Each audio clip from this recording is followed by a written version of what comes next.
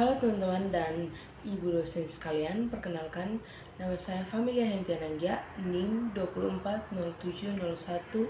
2407010031. Saya dari kelas C, Prodi Ilmu Kesehatan Masyarakat. Baik, di sini saya akan membahas materi tentang penyakit imunologi. Merupakan ilmu yang mempelajari sistem imun atau daya tahan tubuh dan sejumlah bentuk gangguan sistem imun. Ilmu ini kini mengalami perkembangan yang cukup pesat karena makin banyak gangguan kesehatan yang muncul akibat gangguan pada sistem imun. Penyakit gangguan imunologi merupakan kondisi yang terjadi ketika sistem imun tubuh tidak berfungsi dengan baik. Sistem imun berperan penting dalam melindungi tubuh dari infeksi, penyakit, dan berbagai ancaman lainnya. Penyebab gangguan autoimun. Yang pertama itu faktor genetik. Salah satu penyebab penyakit autoimun yang paling signifikan adalah faktor genetik. Jika kamu memiliki anggota keluarga dengan riwayat penyakit autoimun, maka risiko kamu akan mengalami kondisi serupa bisa meningkat. Gen yang diwariskan dari orang tua dapat mempengaruhi bagaimana sistem kekebalan tubuh kamu berfungsi. Yang kedua itu infeksi atau virus. Infeksi juga dapat memicu perkembangan penyakit autoimun, misalnya infeksi virus Epstein-Barr atau bakteri seperti Helicobacter pylori dapat memicu respon imun yang abnormal. Gejala penyakit autoimun diantaranya adalah yang pertama, kelelahan yang ekstrim. Penderita sering merasa lelah sepanjang hari, bahkan setelah tidur malam yang cukup. Kelelahan ini disebabkan oleh peradangan kronis dan reaksi imun yang terus-menerus dalam tubuh sehingga menguras energi dan mengganggu fungsi normal sehingga bisa membuat aktivitas sehari-hari menjadi sulit dilakukan. Yang kedua, nyeri otot dan sendi. Gejala penyakit autoimun lainnya yang sering muncul adalah nyeri otot dan sendi. Nyeri ini bisa disertai dengan pembengkakan dan kekakuan, terutama di pagi hari atau setelah. Berikut adalah beberapa jenis penyakit autoimun yang paling sering terjadi. Yang pertama itu rheumatoid arthritis. Ini adalah salah satu penyakit autoimun yang paling umum adalah rheumatoid arthritis. RE adalah peradangan kronis pada sendi yang dapat menyebabkan nyeri, kekakuan, dan kerusakan permanen pada tulang dan jaringan sendi. Sistem kekebalan tubuh yang seharusnya melindungi justru menyerang lapisan sendi yang dapat mengakibatkan peradangan yang berkelanjutan. Yang kedua itu systemic lupus erythematosus. Adalah jenis penyakit autoimun yang mempengaruhi banyak sistem dalam tubuh, termasuk kulit, sendi, ginjal, jantung, dan otak. SLE dikenal sebagai penyakit yang memiliki 1000 wajah karena gejalanya sangat bervariasi pada setiap individu. Gejala SLE bisa meliputi ruam kulit, nyeri sendi, kelelahan, dan masalah ginjal. Karena kompleksitasnya, SLE memerlukan pengolahan medis yang cermat dan pemantauan terus-menerus.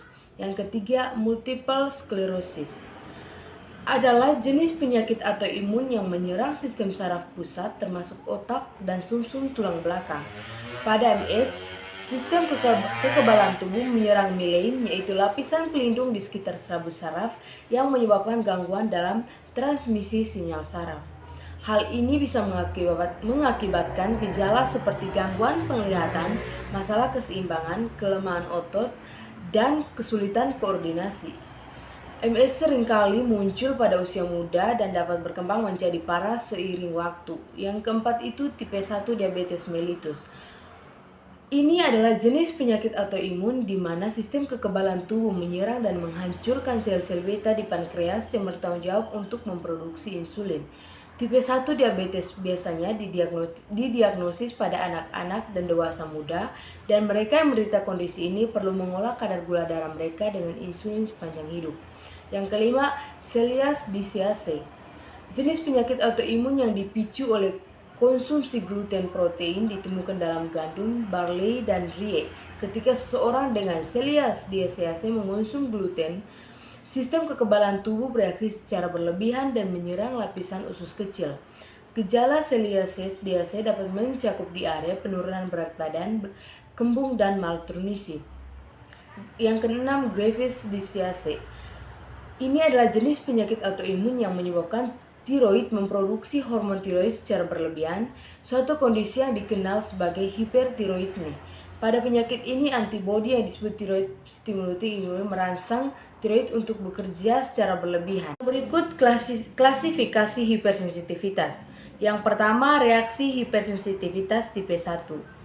Hipersensitivitas tipe 1 sama dengan alergi dan biasa disebut reaksi hipersensitivitas tipe cepat.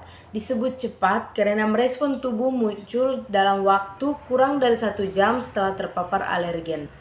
Hipersensitivitas tipe 1 terjadi ketika antibodi imunoglobulin E atau IgE melepaskan zat kimia histamin saat terpapar alergen. Hal itu kemudian memicu reaksi alergi ringan hingga berat. Alergi makanan, alergi obat, dan reaksi akibat sengatan lebah termasuk hipersensitivitas tipe 1. Ada beberapa gejala hipersensitivitas tipe 1 antara lain urtikaria atau biduran, angiodema, rintis, asma, anafilaksis. Terus yang berikut itu reaksi hipersensitivitas tipe 2. Reaksi hipersensitivitas tipe kedua disebut juga reaksi hipersensitivitas sitotoksik, yaitu kondisi saat sel tubuh normal secara keliru dimusnahkan oleh sistem kekebalan tubuh sendiri. Reaksi ini melibatkan antibodi imunoglobulin G atau IgE atau imunoglobulin M atau IgM. Hipersensitivitas tipe 2 dapat menyebabkan peradangan dan kerusakan jaringan. Contoh dari reaksi hipersensitivitas jenis ini adalah anemia hemolitik autoimun, reaksi penolakan pasca transplantasi organ, dan penyakit Hashimoto. Yang ketiga itu reaksi hipersensitivitas tipe 3. Reaksi hipersensitivitas jenis ini disebut juga penyakit kompleks imun. Kondisi ini terjadi ketika antibodi dan antigen bergabung menjadi satu di bagian tubuh tertentu, misalnya pembuluh darah di kulit, ginjal, dan sendi, hingga menyebabkan peradangan atau kerusakan lokal.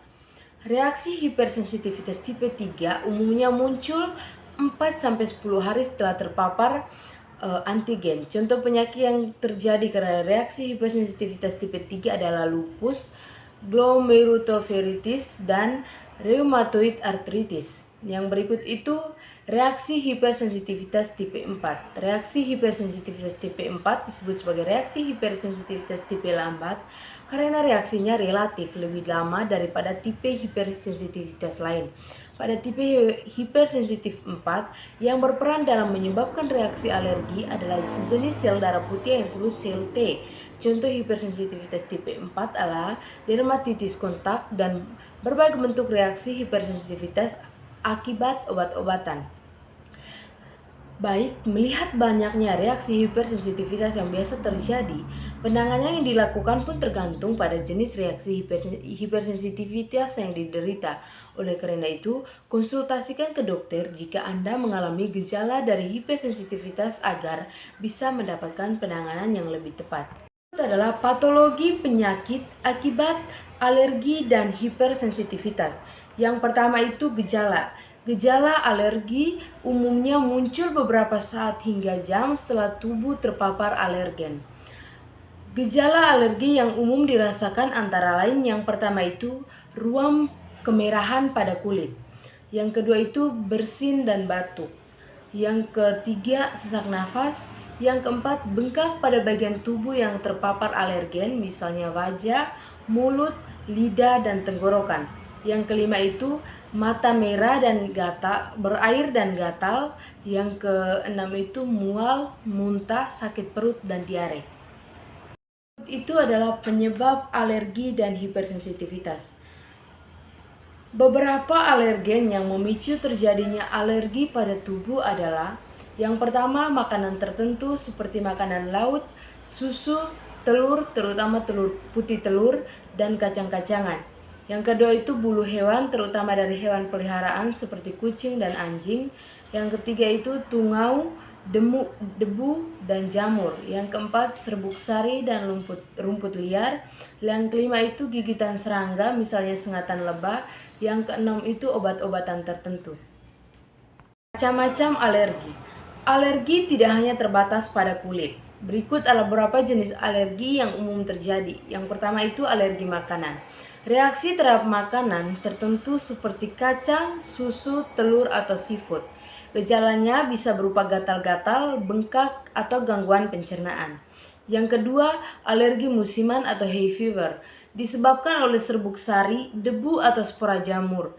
Gejalanya meliputi bersin, hidung tersumbat, dan mata berair. Yang ketiga, alergi obat. Reaksi terhadap obat-obatan tertentu seperti antibiotik atau obat antiinflamasi. Gejalanya bisa ringan, yaitu ruam, hingga parah itu anafilaksis. Yang berikut yang keempat adalah alergi kulit atau dermatitis, termasuk dermatitis atopik atau eksim dan dermatitis kontak. Gejalanya berupa ruam, gatal, dan kulit kering. Yang berikut yang kelima, alergi gigitan serangga. Reaksi terhadap sengatan lebah, tawon atau gigitan nyamuk. Gejalanya meliputi bengkak, kemerahan, dan gatal. Yang keenam itu alergi lateks. Reaksi terhadap produk yang mengandung lateks seperti sarung tangan atau balon. Gejalanya bisa berupa ruam atau sesak nafas. Yang ketujuh, alergi hewan peliharaan. Disebabkan oleh bulu, air liur, atau kulit mati hewan. Gejalanya meliputi bersin, gatal, dan mata merah. Berikut adalah faktor risiko alergi. Beberapa orang dapat berisiko lebih tinggi terserang alergi.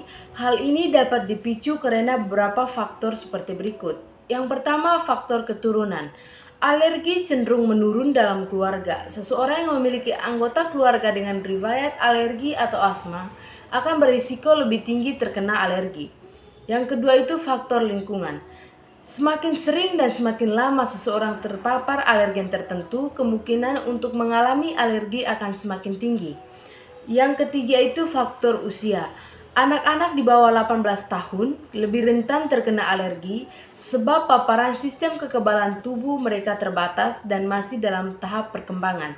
Yang keempat itu memiliki asma. Asma kerap kali dikaitkan dengan reaksi alergi.